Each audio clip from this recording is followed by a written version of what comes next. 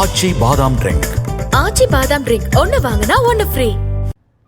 திமுக ஆட்சியில் ஊழல் மட்டுமே நடைபெறுவதாக அதிமுக முன்னாள் அமைச்சர் ராஜேந்திர பாலாஜி கடுமையாக சாடியுள்ளார்.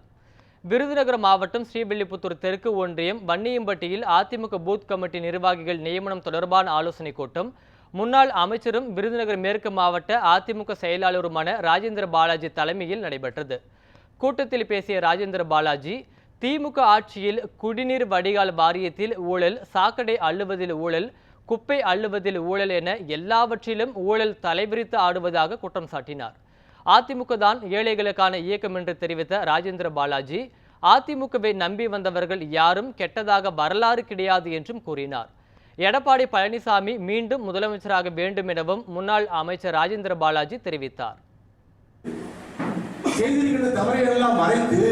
மக்களுடைய உணர்வுகளை தூண்டிவிட்டு திமுக தப்ப பார்க்கிறது.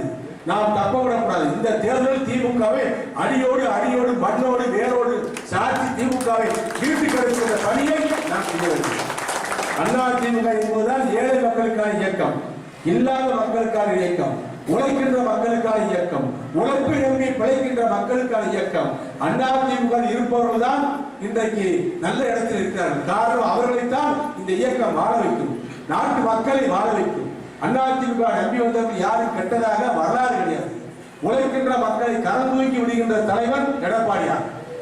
ஆக அதிமுக பொதுச் செயலராக, அதிமுக மூன்றாவது அத்தியாயமாக நிரந்தர பொதுச் செயலராக இருக்கின்றவர் இருக்கக்கூடியவர் அடுத்து வருகின்ற தேர்தலில் முதலமைச்சராக வரக்கூடிய எடப்பாடியுடைய கருத்தை பொதுக்கருத்தை நீங்கள் வலுப்படுத்துங்கள்.